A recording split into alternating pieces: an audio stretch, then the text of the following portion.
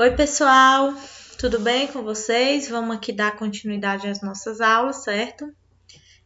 A nossa última aula é agora, tá? E estou disponível aí para a gente ir conversando sobre as temáticas que eu estou trazendo, tá? Junto com a apostila de vocês.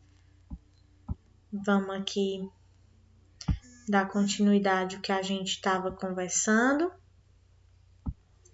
tá? Acredito que a gente tenha parado aqui, né? No último slide foi onde a gente falou justamente sobre que a partir do momento que cuidamos de uma pessoa, devemos considerar não apenas aspectos clínicos, né, relacionados à sua doença, mas também os psicológicos, sociais, econômicos, culturais, a ela pertinente. Afinal, né, somos seres formados por várias coisas, não só necessariamente pela doença quando a gente procura ali uma ajuda, tá? E aí a gente vai falar sobre esse trabalho em equipe, né? A importância desse trabalho em equipe. E aí, quando a gente fala em trabalho em equipe, né? Eu trago aqui, como diz na apostila, né, na forma de trabalho multidisciplinar, né? A gente vai falar sobre o trabalho multidisciplinar e o trabalho transdisciplinar, certo? No trabalho multidisciplinar, os diversos profissionais trocam ideias e informações sobre suas práticas específicas. Reúnem-se regularmente, certo? Debatem pontos de vista e complementam os entendimentos sobre o problema em questão, indo além dos limites restritos às suas profissões. Então, o que é esse trabalho multidisciplinar? É justamente o trabalho entre os diversos profissionais, né, e suas áreas específicas. E aí, juntando as suas áreas específicas, eles vão chegar a um senso comum para fazer esse atendimento de uma forma bem mais favorável, tá? E o trabalho transdisciplinar, né? Ainda visto como utopia. O que é isso, gente? Utopia ainda visto como um sonho, né? Eu não sei se vocês já conseguiram esse viés de trabalho.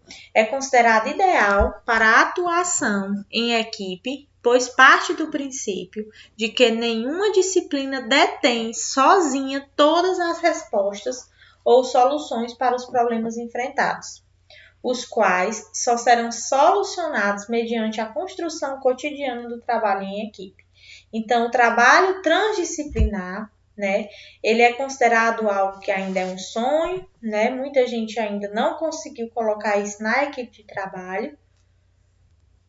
E ele fala que nenhum conhecimento, né, nenhuma disciplina detém sozinha, né, das respostas ou soluções para um problema, certo? Então, esse trabalho interdisciplinar, ele vai englobar, né, também essa parte da equipe, do todo, da importância de trabalhar olhando para esse sujeito de uma forma, né, múltipla.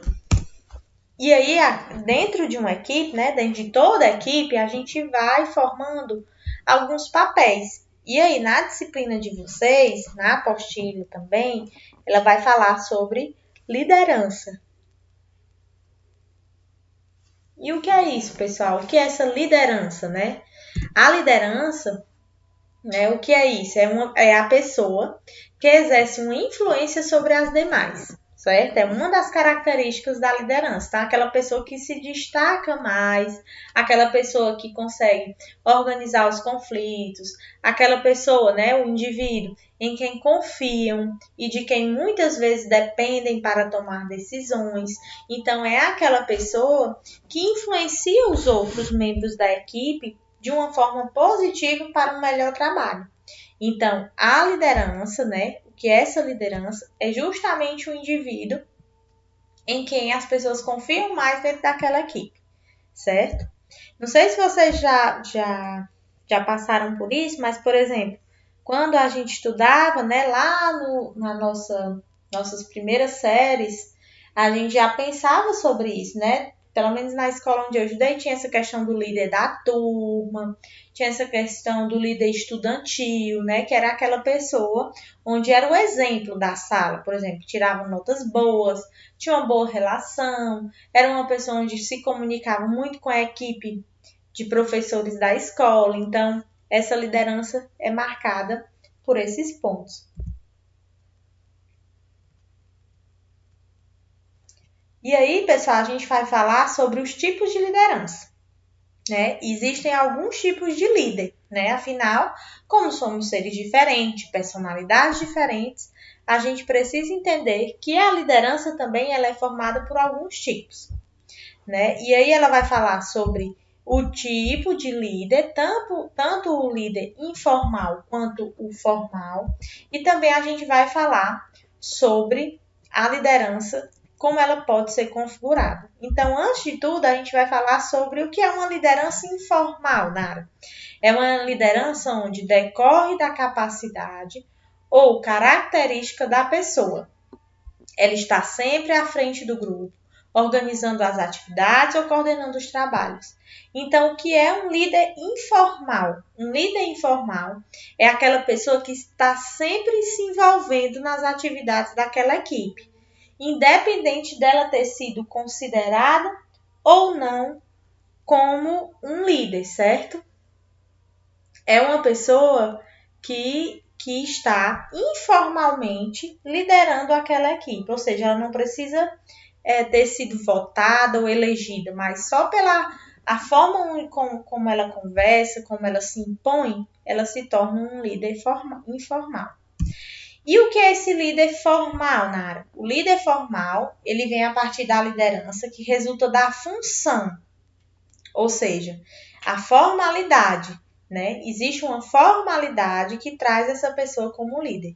Por exemplo, o diretor de um hospital ou o chefe de uma equipe médica, por exemplo, são pagos para liderar os demais trabalhadores. Sua capacidade de liderança não resulta de um atributo pessoal. Então, o que é um líder formal? É uma pessoa que ela é paga para ser líder. Por exemplo, um chefe de um hospital. Por exemplo, um secretário de saúde, que é o líder dos profissionais de saúde. Então, existe essa liderança mais formal, certo? Bem simples. O informal, ele não é elegido, mas sim é pela sua capacidade. E o formal, ele é elegido líder, né? Ele foi votado, ele foi escolhido para ser líder e organizar aquela equipe. Dentro da liderança, a gente vai falar sobre algumas configurações, como o líder ele funciona, né? O líder autocrático, o líder democrático e o líder Lavoisier, certo? Esses três tipos de líder é a forma que o líder, que aquele líder que foi escolhido ou não, ele vai se configurar dentro dessa equipe. Então, o primeiro tipo de líder que a gente vai expor aqui é o líder autocrático. O que é um líder autocrático? É aquele exercido de forma autoritária pelo líder, que centraliza o poder de modo tal que não permite a participação dos demais integrantes do grupo na tomada de decisão. Ele sozinho decide os caminhos a percorrer.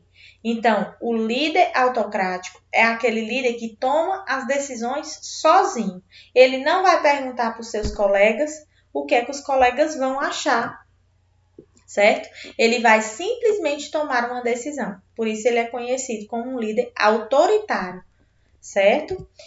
O próximo líder é o líder democrático, certo? Acontece quando o líder incentiva, essa palavra é importante, incentiva a participação e discussão com o grupo, as decisões a serem tomadas. Dessa maneira, todos da equipe têm voz e podem manifestar-se, dividindo com o líder a responsabilidade pelo destino do grupo.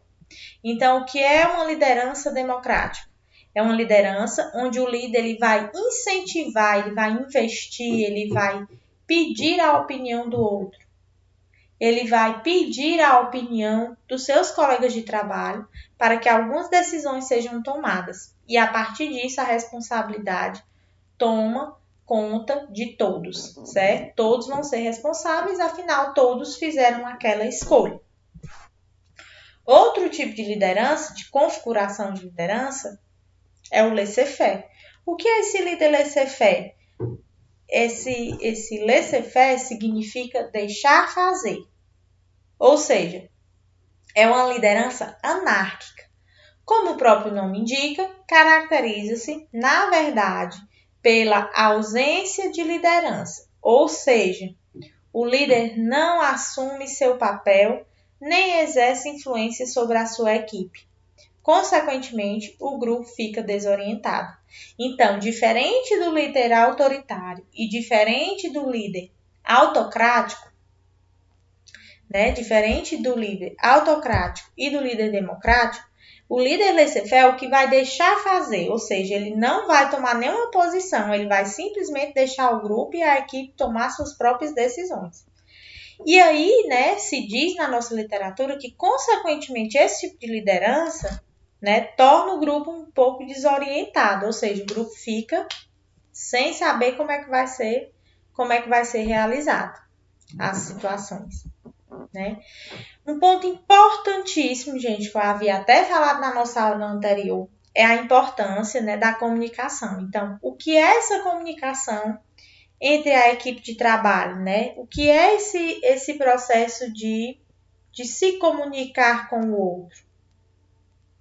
E aí, a gente vai falar justamente sobre o modo como nós nos manifestamos a nossa opinião e como somos ouvidos pelos colegas. Então, o que é essa comunicação? É a forma como a gente se manifesta, Como a gente manifesta principalmente as nossas opiniões. E também como somos ouvidos pelos nossos colegas nesse processo de trabalho em equipe. E aí a gente vai falar em 2 pontos de comunicação entre a equipe. É a comunicação formal e a comunicação informal. E essa comunicação formal e essa comunicação informal, elas estão dentro das equipes. Como é essa comunicação formal, Nara? É uma comunicação onde expressa-se mediante ofícios e memorandos, isto é, os mecanismos formais de comunicação. Essa comunicação é uma comunicação onde é preciso eu mandar, por exemplo, um documento, vamos dizer assim, eu vou me casar, então eu vou mandar um convite, convidando os meus convidados para participar do meu casamento. E essa comunicação, ela vai se fazer a partir de uma forma, por isso que o nome já está falando, formal. A forma como ela quer, e como vai chegar o meu pedido, a minha solicitação. Já a comunicação informal é uma comunicação que acontece sem a necessidade desses mecanismos e também possibilita a obtenção de informações fundamentais para o trabalho, como nas conversas com o paciente. Então, não necessariamente com o meu paciente eu preciso ser formal. Não, eu posso ser informal, eu posso me comunicar com ele de uma forma mais branda, mais leve, sem precisar de toda uma formalização para aquilo, certo? E aí, a gente vai, esse slide aqui, como o nome já está dizendo, a gente vai falar sobre. Devemos lembrar-nos ainda que a comunicação não se limita a palavras faladas ou escritas, gestos, posturas, expressões faciais, também expressam sentimentos e pensamentos e são outras maneiras das pessoas se comunicarem. Então, o que é que está dizendo? E esse slide aqui, gente, muito importante, principalmente na nossa prática. Principalmente no nosso processo de trabalho. A gente tem que ter muito cuidado na forma que a gente se olha, na forma onde a gente se expressa de forma facial, nos nossos gestos. Então, fica a dica aí. Não necessariamente eu preciso falar, Não preciso eu usar minhas palavras. Mas até a forma como eu me expresso diz muito sobre o profissional que eu sou, certo? E aí, a gente vai trazer também aqui que em todas as formas de comunicação, seja ela formal ou informal, pode haver o que os especialistas chamam de ruído. O que é isso, Nara? Ou seja, são fatores estranhos à mensagem transmitida que a modificam. Pode torná-la incompreensível ou mesmo mudar totalmente seu sentido, podendo provocar mal-entendidos, prejudicar o resultado do trabalho e ou causar mal-estar entre os membros do grupo. Então, o que é isso? O que é que está dizendo aqui nesse slide? Que, dependendo da forma que a gente se expressar, vai acontecer algum ruído. O que é isso? É aquele mal-entendido. Então, vocês já brincaram daquela brincadeira do telefone sem fio? Aquela brincadeira é muito boa para a gente justamente falar sobre isso, né? Para a gente expor justamente isso. Trazer como, às vezes, a forma que a gente se expressa pode ser mal transmitida ou pode ser modificada, causando justamente esses ruídos. Né? E aí eu vou falar aqui sobre emissor, mensagem e receptor, que é justamente a transmissão, né, desse processo de comunicação. Então, o emissor, no caso aqui dessa aula, né, dessa videoaula, sou eu estou transmitindo aí uma mensagem para o receptor, que são vocês que estão aí do outro lado da telinha, né, visualizando e recebendo essa mensagem. E aí existem algumas regrinhas básicas para facilitar a comunicação interpessoal. Ou seja, como devemos falar, né? Vem essa pergunta. Mas, Nara, como é que a gente se comunica, né? Para evitar esses ruídos. Às vezes são inevitáveis, às vezes a gente fala de uma forma que o outro não entende. Mas enquanto profissionais da saúde, precisamos entender que isso é muito importante. Então, como devemos falar? E aí a gente vai trazer aí, ó, alguns pontos muito importantes para dizer como devemos falar, né? Como devemos nos comunicar. O primeiro ponto é o tom de voz, né? Que deve ser moderado, nem muito alto, nem muito baixo, certo? É o primeiro pontinho. O segundo ponto é a velocidade da fala. Deve também ter um bom tempo, ritmo e fluência. Ou seja, eu nem posso falar muito rápido, nem posso falar muito devagar, mas eu preciso ter todo um ritmo e esse cuidado. O terceiro ponto é evitar erros de sintaxe, linguagem própria, palavras ambíguas, inadequadas ou incorretas. Por que isso é importante, Nara? Porque isso vai me ajudar nessa relação que eu vou ter com minha equipe. Porque a forma como eu me expresso pode ser entendida de uma forma diferente. Às vezes o meu linguajar, às vezes aqui na minha cidade tem uma cultura de falar alguma palavra e aí na cidade de vocês pode ter outro sentido. Então tem que ter muito cuidado, né? Por isso que ele fala aqui, evitar nessas palavras ambíguas, inadequadas, evitar isso. O quarto ponto é falar com clareza. Falar com clareza é muito importante. Nari, como é que se fala com clareza? Utilizando palavras simples, certo?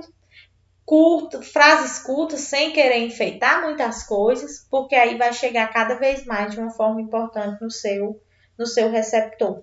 E aí, pensando nisso, a gente tem que entender que, enquanto profissionais da saúde, a gente vai receber demandas de pacientes, desde pacientes, por exemplo, que são analfabetos, desde pacientes que já têm um estudo, um conhecimento maior. Então, fica a dica aí que, dependendo desse paciente, né, das expressões, da forma que ele é, de onde ele veio, a gente pode falar e utilizar alguns termos, dependendo daquele conhecimento daquele paciente. O ponto 5 é tentar despertar o interesse do paciente. O que é isso? Tentar despertar o interesse, né? A gente precisa mostrar para ele que, por exemplo, já que a gente está falando aqui de saúde e doença, né? A gente precisa despertar nele, dizer para ele com mais clareza, de uma forma bacana, que o determinado tratamento, por exemplo, é o mais indicado, que se ele fizer direitinho até o final, ele vai conseguir um bom resultado, né? Então, mostrar para ele os benefícios, por exemplo, de um tratamento, já que a gente está falando de um curso ligado à saúde, certo? Mas isso vale para todas as categorias. Então, despertar o interesse, por exemplo, se eu estou vendendo uma moto, né? Se eu sou representante comercial de alguma marca, se eu trabalho numa escola, se eu sou professor, então preciso mostrar, despertar no meu aluno, despertar no meu cliente, despertar no meu paciente o interesse para aquele produto, para aquele conhecimento ou para aquele tratamento, por exemplo. O ponto 6 vai falar sobre escutar de forma atenta e ativamente o paciente. Lembrando-se que lembrando-se que escutar é mais que ouvir. Então, é aquela história do slide que a gente viu aí anterior. A gente precisa entender que fazer essa escuta é muito importante. E aí, pensar nessa perspectiva, a gente precisa ver aí, por exemplo, o ponto 7, né? Que é demonstrar respeito e aceitação. O que é isso? Demonstrar respeito e aceitação, mesmo que haja grande diferença entre você e o seu paciente. O que é isso, Nara? Eu preciso entender que esse meu paciente, ele vai vir cheio de angústias, cheio de queixas, e eu preciso criar um vínculo com ele e entender as suas diferenças, certo? Então, o que é isso? Entender as diferenças. Abster-se de fazer julgamentos numa comunicação. Ou seja, eu preciso entender que fazer esses julgamentos numa comunicação, eu preciso deixar isso mais de lado possível. Ou seja, o preconceito, né? Os preconceitos que eu tenho, eu preciso deixar eles de lado, eu preciso entender todo esse histórico de julgamento, certo? Deixar de lado, aquela história, eu posso respeitar o sujeito. Então, vamos dizer que o sujeito tem outra religião diferente da minha. Eu não posso julgar ele por isso. Eu preciso simplesmente respeitar, tentar se colocar no lugar dele. Não preciso concordar com aquilo, mas eu preciso deixar de lado todo o meu julgamento. Admitir que o paciente tenha crenças, ideias e valores diferentes dos seus. Ou seja, não necessariamente o paciente ele vai, né, saber ou ele vai ter o conhecimento de tudo. Não, eu preciso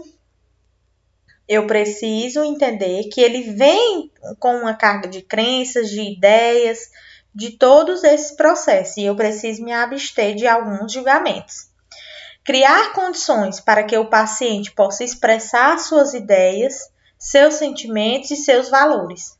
Isso não significa que se deve concordar com tudo, nem impede de dizer que não se compartilha dessas posturas. Então, aquilo que a gente conversou sobre o respeitar a opinião do outro, né?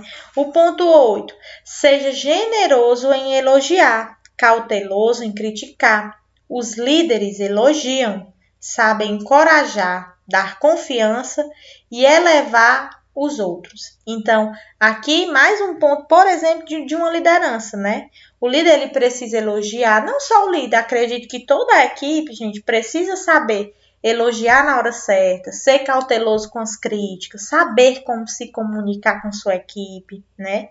O ponto 9, saiba considerar o sentimento dos outros.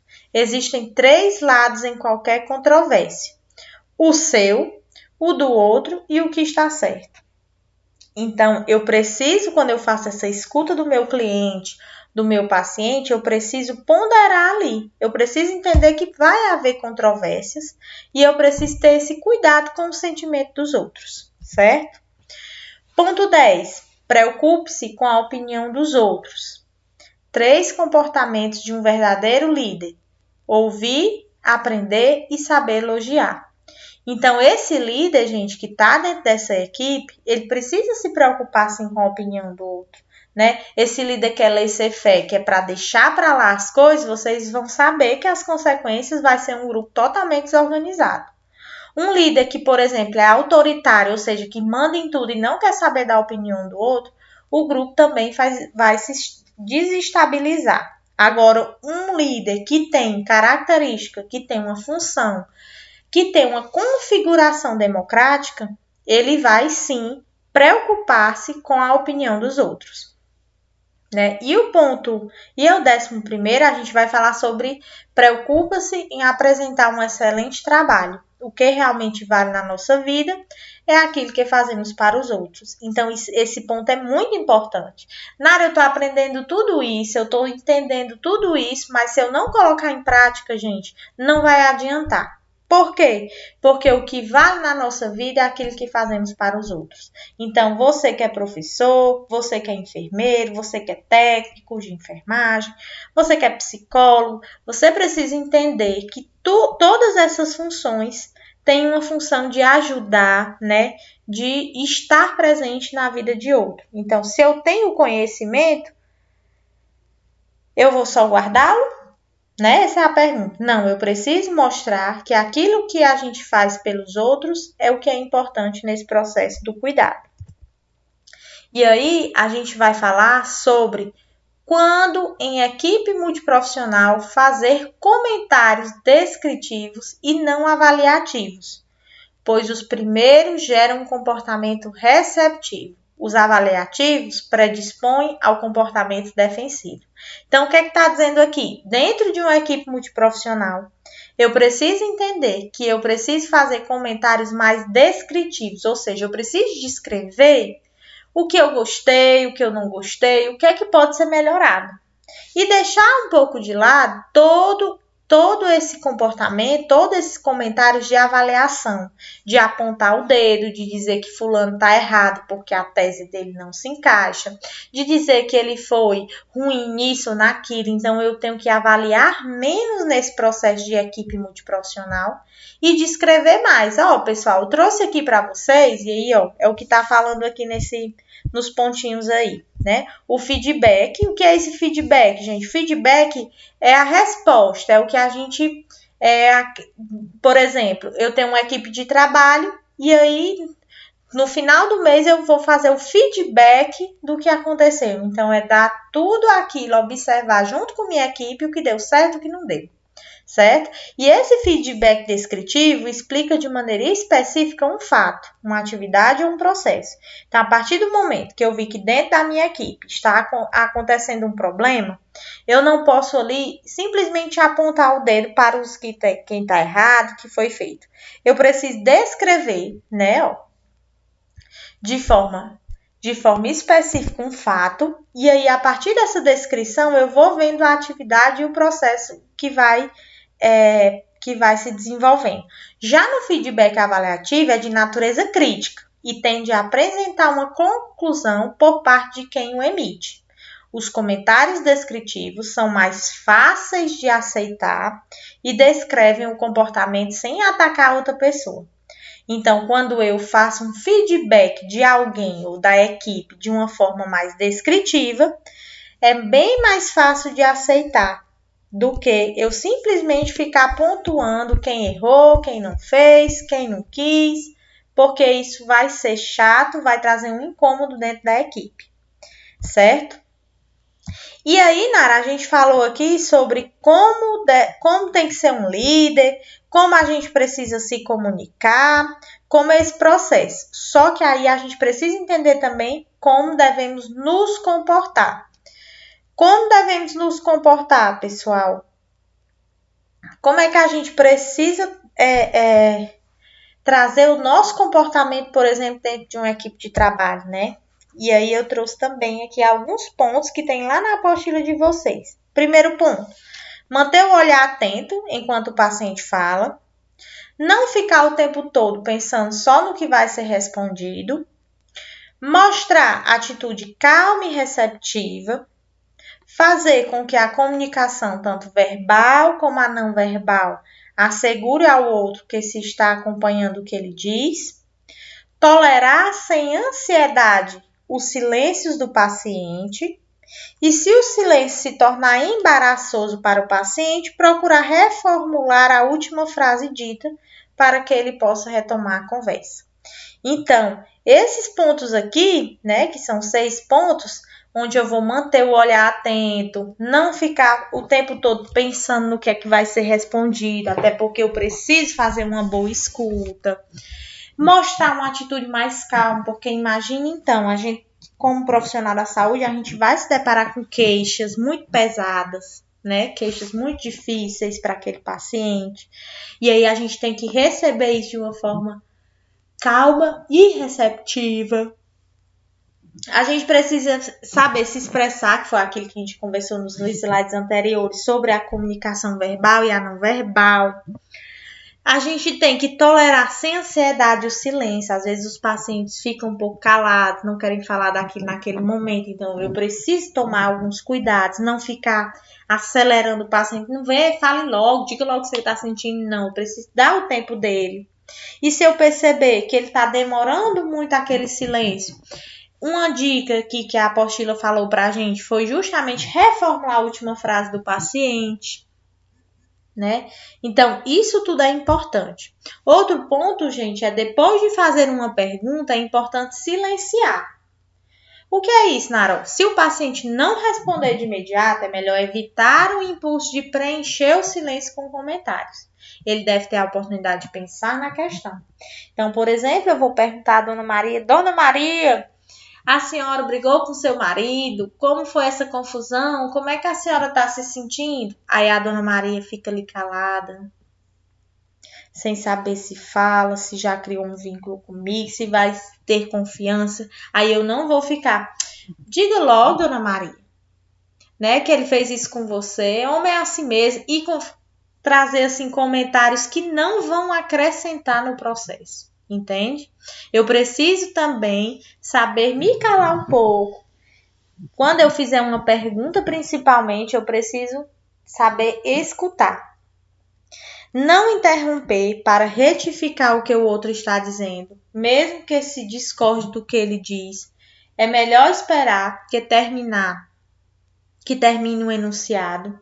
Não contradizer o que o outro está dizendo por considerar conhecido ou desconhecido ou trivial. Então, assim, se a pessoa trouxer para você, gente, isso é um erro grave de profissionais da saúde.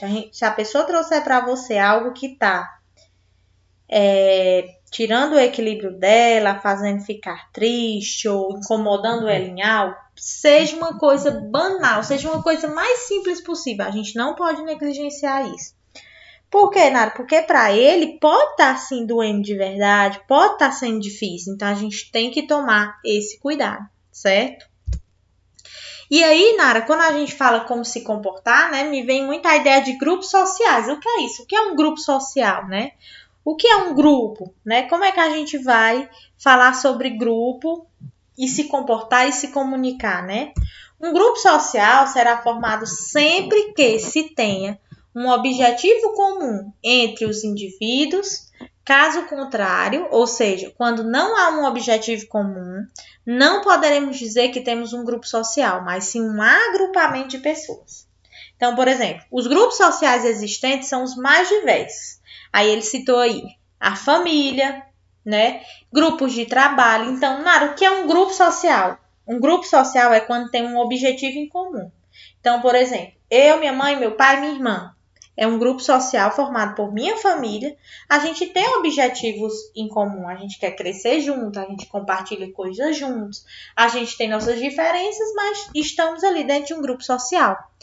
E aí, quando não existe um objetivo em comum, é tornado-se um agrupamento de pessoas, ou seja, só tem um bando de gente ali. Aquilo ali não necessariamente é um grupo social. Certo, gente? Deu para entender a diferença de grupo social para agrupamento de pessoas? Mais uma vez, grupo social, quando aqueles indivíduos têm um objetivo. Agrupamento de pessoas, quando não tem um objetivo em comum. Então, quando só tem assim um monte de gente numa praça, por exemplo, pode ser um agrupamento de pessoas. A partir do momento que é uma manifestação, aí sim é um grupo social, porque existe um objetivo comum, certo? Né? E aí, tem uma pergunta muito bacana que eu gosto de sempre fazer, né, nas minhas aulas, quando a gente está falando sobre relações. A gente tem uma pergunta bem importante que eu queria que vocês se fizessem aí. Vou até parar aqui uns 10 segundinhos para vocês pensarem.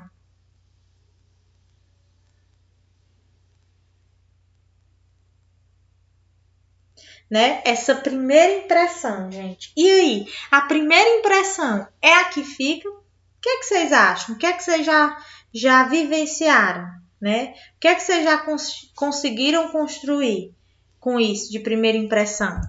E aí a gente vai falar que a primeira impressão está condicionada a um conjunto de fatores psicológicos da existência anterior de cada pessoa, suas expectativas e motivação no momento e a própria situação do encontro. Então, a primeira impressão é aquela, como o nome já diz, a primeira impressão, vamos dizer que na hora que vocês me viram aqui no vídeo, né? O que é essa primeira impressão? É justamente isso. Eu vi a Nara no vídeo, achei ela assim, assim, assim. Achei que ela estava triste, achei que ela não estava bem. Então, essa é a primeira impressão que a gente tem de alguém, certo? E aí, quando a primeira impressão ela é positiva, o que é que vocês acham? É justamente de ambos os lados, né? Porque pode ser para mim como para você. Haverá uma tendência a estabelecer relações de simpatia, aproximação, que facilitarão o relacionamento interpessoal e as atividades em comum. Então, quando a primeira impressão ela é positiva, vai ser bom para os dois lados, certo? Porque aí eu vou conseguir manter uma relação interpessoal bacana.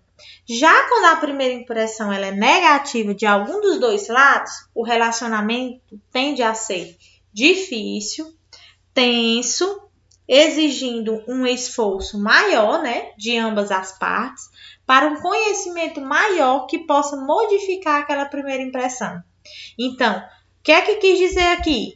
Quando a primeira impressão é a que fica, é positiva, então essa relação interpessoal vai se construir num momento bacana.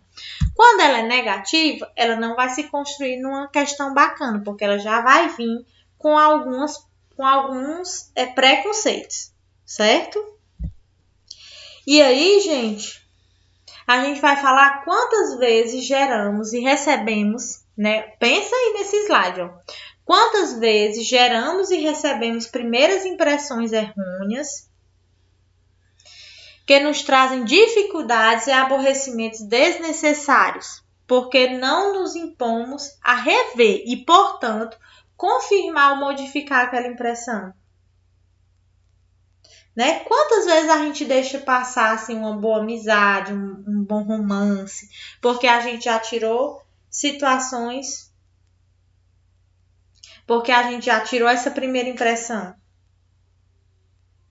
Né? Quantas vezes a gente já deixou de se relacionar com alguém porque a gente fez aquele pré-julgamento, né? A gente pegou aquela primeira impressão. E aí a gente vai falar, quando se fala sobre primeira impressão, a gente vai falar também sobre competências interpessoais. O que é isso? Pense aí um pouquinho. O que é essas competências?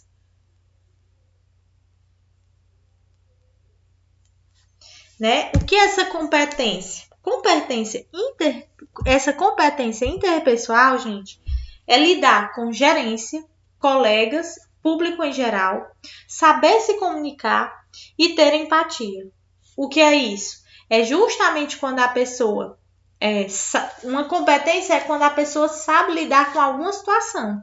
Então, ele é gerente, ele sabe lidar com todo mundo, ele sabe organizar o que é que tem que ser uma ordem, né?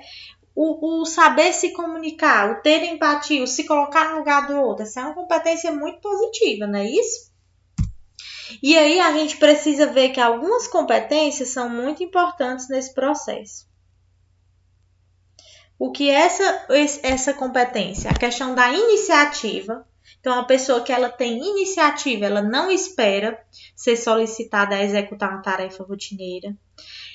O senso de organização é uma pessoa que estabelece objetivos claros e apropriados antes de iniciar qualquer trabalho. A decisão é aquela pessoa que inicia o trabalho sem hesitação, depois de tê-lo planejado. Entusiasmo é aquela pessoa que está super focada na atividade, ou seja, que tem muito entusiasmo para fazer. E a força de vontade é aquela pessoa que trabalha de forma igual, no começo ao fim da tarefa, sem esmorecer, certo? Outra competência é o senso de disciplina, não deixar para mais tarde as tarefas que podem ser executadas imediatamente. Criatividade, manter a produtividade, sugerindo formas simplificadas e aperfeiçoadas de executá-las. E a autocrítica, analisar os erros e procurar superá-los. O bom humor é outra competência muito importante, que é evitar transferir problemas sociais, ou seja, problemas meus, íntimos, para o meu ambiente de trabalho. A cordialidade é ser cordial com todos, criando um ambiente de trabalho agradável, né?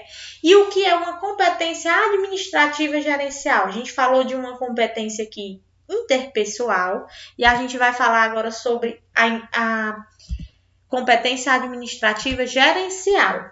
O que é isso? É a capacidade de planejar a atividade, tomar decisões, delegar e acompanhar tarefas, assessorar seus superiores, administrar o tempo com produtividade e liderar os projetos, as atividades e as pessoas. Então, está mais ligada a uma questão de estrutura, por exemplo, de uma empresa e de uma equipe de trabalho.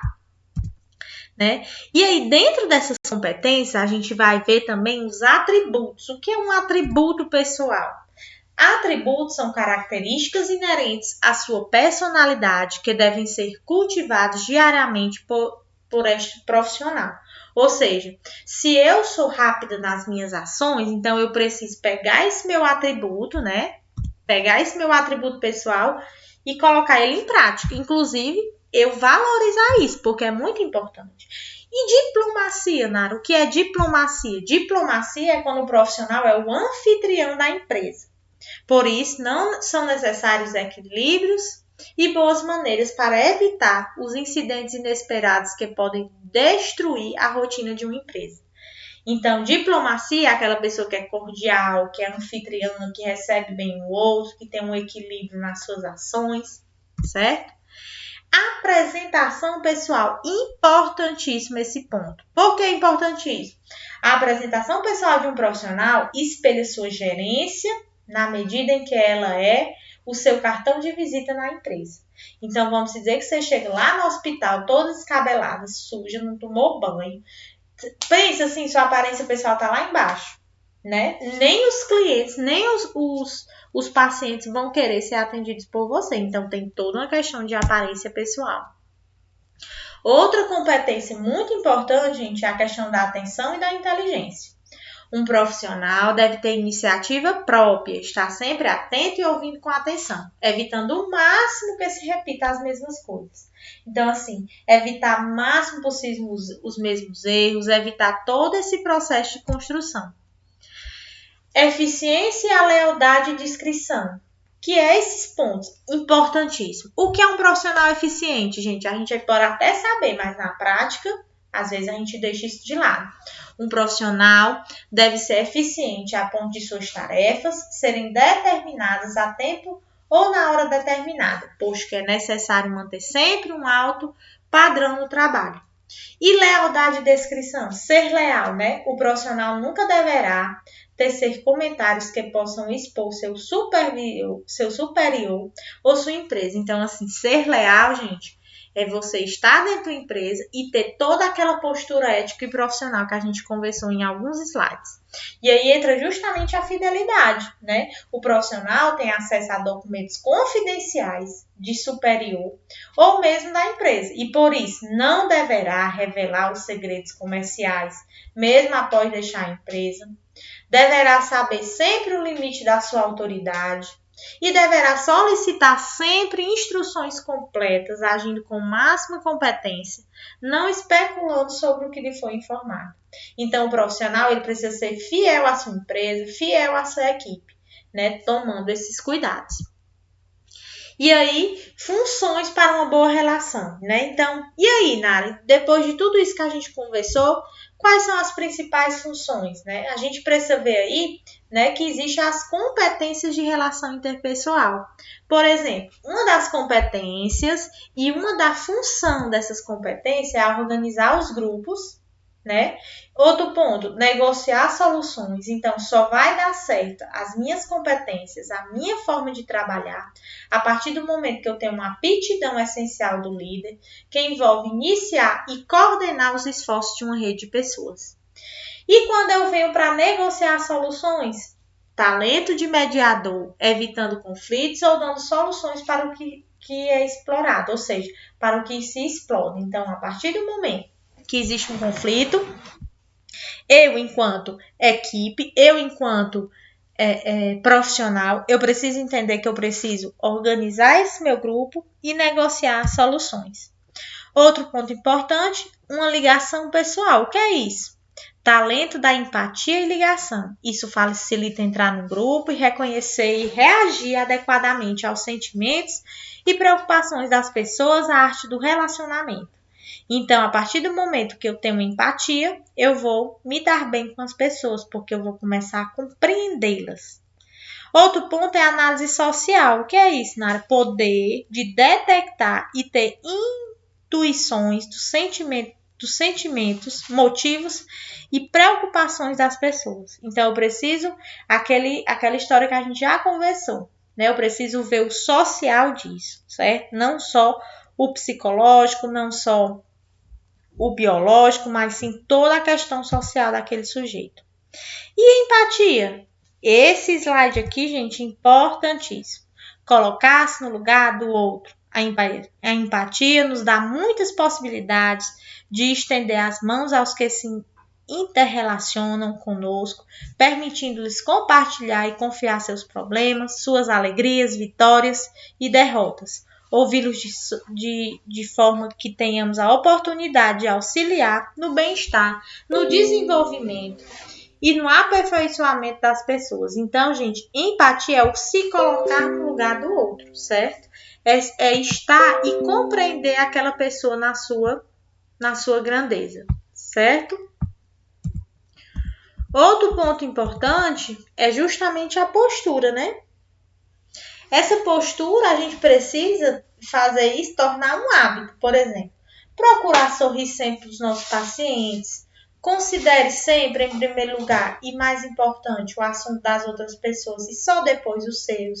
Então, assim, não adianta eu estar atendendo um paciente e trazer meus problemas, né? Não mostrar pressa, falar com mais tranquilidade possível, aborrecimento ou cansaço, nem dê respostas cortantes, né? Nem mostre o desinteresse. Caso não tenha tempo, não seja inoportuno, diga com clareza, porém de forma cortês e delicada. Não se esqueça de animar com palavras, um gesto amigo, um tapinha no ombro, principalmente para quem está fragilizado. Então, é muito importante você demonstrar esse acolhimento, certo, gente? E aí, eu trouxe aqui, para a gente fechar aqui nossa aula, justamente essa parte das nossas relações interpessoais, certo, pessoal? Eu quero deixar aqui disponível, eu vou no grupo do WhatsApp, vou deixar disponível essas aulas, certo? Outro ponto que é importantíssimo, que tem na apostila de vocês, é falando um pouco sobre a questão do suicídio, né? Quando a gente fala sobre relações interpessoais, quando a gente fala sobre psicologia, é importante a gente trabalhar esse tema do suicídio. O tema do suicídio, gente, a gente vai expor ele de uma forma bem interessante em alguns pontos, que é o que eu quero dizer aqui para vocês. Deixa eu só mudar aqui a câmera. O primeiro ponto importantíssimo quando a gente vai falar sobre o suicídio é a gente descrever, dizer que não é impróprio a gente conversar sobre isso, né? Há algumas formas de se falar que sim, mas a gente precisa esclarecer que falar sobre suicídio é muito importante. A gente precisa acolher os nossos pacientes, a gente precisa saber escutar, né? Eu acho que os ouvidos são o principal desse ponto. Então, muito importante a gente falar sobre isso, certo? Outro ponto importante sobre o suicídio é que nem todo mundo que comete suicídio, pessoal, é porque tem alguma doença mental, certo? Então, uma pessoa que cometeu suicídio, ela tem depressão? Não necessariamente. Então, a gente precisa tomar alguns cuidados. Nara, o que é que eu posso fazer para uma pessoa que tem essas ideações suicidas? Escutar. Se você não está sabendo lidar, procurar um profissional da área da saúde, seja um médico, seja um enfermeiro, seja um psicólogo, onde ele vai poder trabalhar toda essa compreensão, certo, pessoal? E aí, a gente finaliza hoje nossa aula, tá? Fechamos 4 aulas. Qualquer dúvidas, a gente vai conversando pelo WhatsApp, tá bom? Estou à disposição.